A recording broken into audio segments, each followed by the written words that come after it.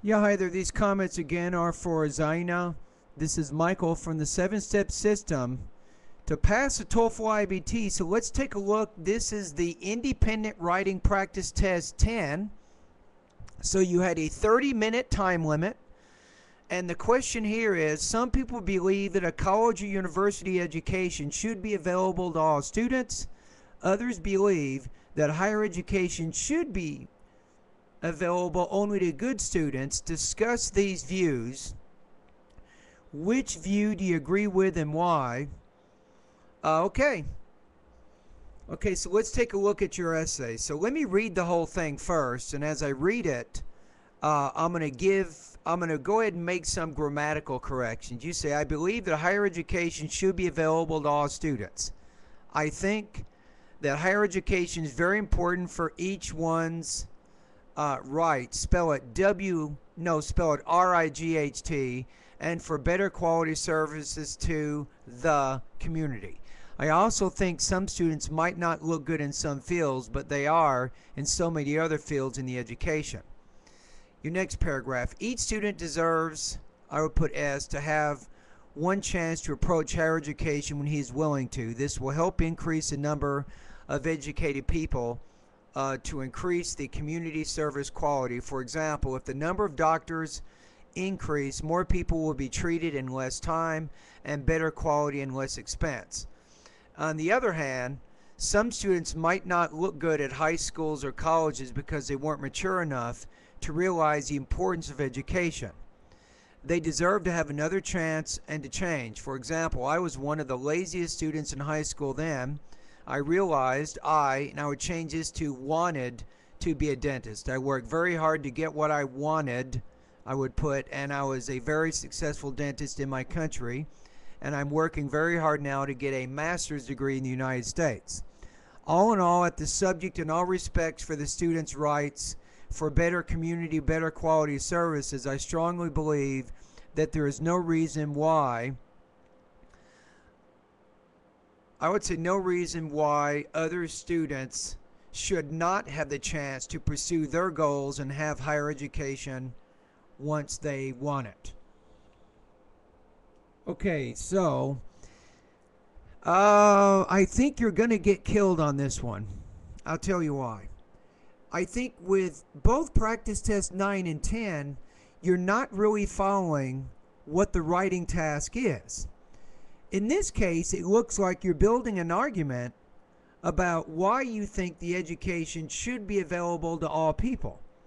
But you didn't really discuss both views. For example, paragraph 2, the purpose of your second paragraph, it needs to be how some people think that university education should be available to other people. You get to the next paragraph, focus the opposite, how others think it should only be available to good students. That's all you do there. Don't get into your own opinion. You simply need to discuss those views. Now, when you get to the fourth paragraph, that's where you really start hammering your own argument. So you put your argument in all 4 paragraphs. That's not what you're trying to do with this writing task. Your own argument doesn't even evolve until you get to paragraph 4, and then maybe you can have a 5th paragraph as a conclusion to tie everything together. So Zaina, I think number 1 here, what you got to do right now is you have to organize your writing according to what the task is. And that's where you're struggling right now. It's interesting that you picked number 9 and 10, which are actually pretty complicated because they involve multitasks. I wanted to see if you could follow instructions. Could you look at the writing tasks, figure out what to do, and then organize your essay around that? And you have not done that. So again, take a look on this web page. I put a model essay for you so you can see a 5.0 out of 5, and you can see exactly how a high-level writer organizes around this type of writing task.